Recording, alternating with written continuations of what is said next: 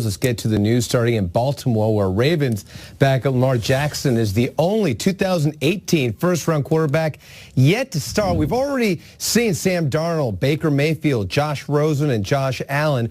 Given Joe Flacco's injury status, there's a real chance we see Jackson trotting out there with the first unit Sunday against the Bengals. Now, Flacco not practicing on Wednesday is fueling this speculation, but head coach John Harbaugh did say earlier in the week that he doesn't have to practice to get the start.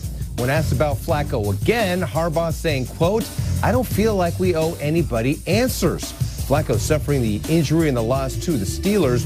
If the Ravens decide Flacco is a no-go, they can also turn to veteran Robert Griffin III. It's looking more and more like we could be seeing Steelers running back James Conner play Sunday against the Jags. The reason for optimism is the team listed him as a full participant in Wednesday's practice. However, he remains in concussion protocol and would need to be cleared by doctors. Either way, Pittsburgh is all in on Conner.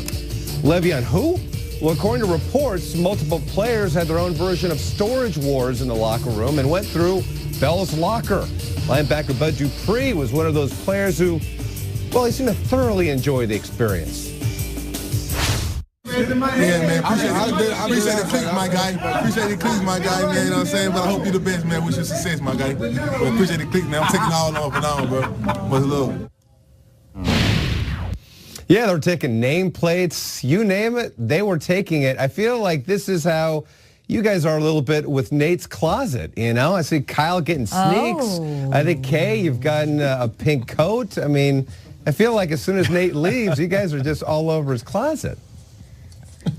Was that a raid, or did he call those guys and say, you can have my cleats? No idea. Thanks so much, I think it was a raid. for bringing us this story. It was a raid? Nate, is this something that happens, and is this okay? I've never seen it happen before. I'm curious to know if Le'Veon was basically like, guys, go right ahead, because I'm really confused by that clip. Peter, you have a furrowed brow. Yeah, because this is guy fights for labor, and the players' union is saying we got to be standing together, and instead you've got a fellow teammate or ex-teammate raiding his closet with the media laughing, cackling, ha, ha, ha, ha, ha. And good luck in that labor dispute with the owners in a couple of years if that's how unified you guys are. I mean, he was standing for something. Good luck. That's a great image. Funny, but Peter, I feel like you took a turn on this topic. I did, because everyone fled from Le'Veon Bell on this one. And I'm not the usual player's voice guy, but I thought, and then at 4:01 yesterday, the Pittsburgh media turned on Le'Veon Bell too. And all the local beat reporters cackling and laughing while his locker's being raided. The guy tried standing for something. He sacrificed $14 million, and it's now a joke, and what an idiot he is. I don't know. Maybe at the end of the day, maybe he stood for something. I think that's funny, though. A lot of people were mute up until that point because they knew if he came back, they still would have to look that man in his eyes. As soon as they realized he wasn't coming back, now everybody has strong opinions. I think we kind of flip sides back and forth because we love Le'Veon. We also understand the business of the game, so we weren't afraid to voice our opinions like we always have been. But when it comes to people in Pittsburgh, I saw them sit back quietly because they didn't want to say anything. They don't know if he was going to show up, Nate. Be a man and say it, or be a strong woman of what you mean and what you say and what you feel. Because if you felt a certain type of way about Le'Veon, say it all the way up until 4. What if you didn't until it happened at 4 that he didn't show for the rest of the season when this team is a Super Bowl contender and now you're not coming back? I feel like if you have an opinion. After James Conner's in concussion protocol, maybe as a reporter or a member of that media, or you don't feel that certain sort reporter, of way fan, but if you say until that happens. But if you say, I feel like Le'Veon is selfish, he should be here, it's ridiculous. Don't say that at 4:01. Say it the whole time. We said it plenty of times on the show. I'm not afraid to Le'Veon come up here and say, Nate, I don't like what you said about me.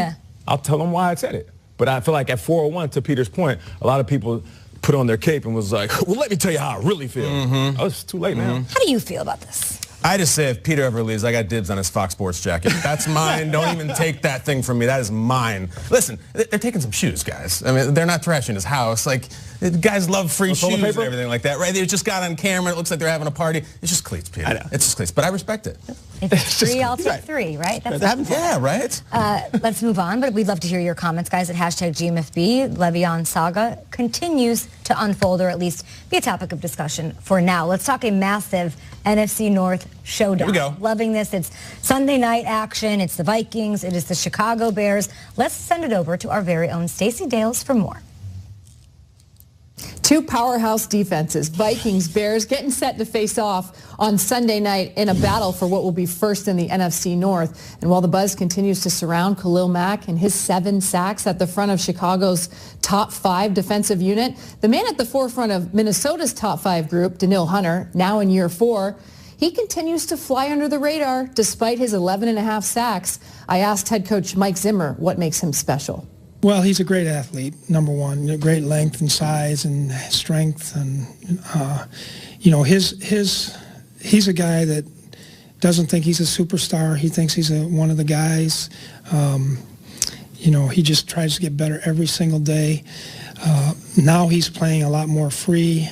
Well, Zimmer said that the humble Hunter has really come along in his development over the past year.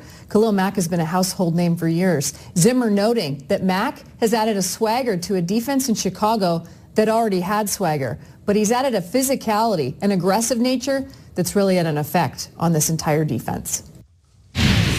Amazing stuff from Stacey Dales as always. Let's take a look at the NFC playoff picture. You have the Bears there leading the division. They're taking on the Vikings, who are on pace for a wild card, but their defense looks amazing. We'll get to that in a little bit. At this moment, guys, do you believe that the Bears, seeing where they are in that entire playoff mix that will be changing week in, week out, are they contenders, Nate? Yeah, respect them for where they are. Right now, they're at the top of the mountain in the NFC North. And I know people are saying, well, look at their last 3 games and look at who they play, the Lions, Jets, and the Bills. They can't help their schedule. What they can help is how they beat up on these teams, 34-22, beat up on the Jets 41-9, and then 24-10. So if you're looking at these guys and what they do to these teams, that's somewhat impressive. You know what's more impressive? What? Their losses. To the Packers by 1 beginning of the season, to the Dolphins by 3, to the Patriots by a touchdown. You're telling me that this team is at top of the NFC North right now, lost to some very good teams at the beginning of the season, can be respected as contenders? I feel like even though the Vikings are the team that we have to respect because they're the former NFC North champs, I don't respect the team that's playing well right now. And for whatever it's worth, that Nagy offense, Trubisky, and all those guys they're using, starting to take shape. I'm going to wait on my opinion because I want to hear from the 2 Chicago natives because I know there are years and years of frustrations and also success, but what do you guys think?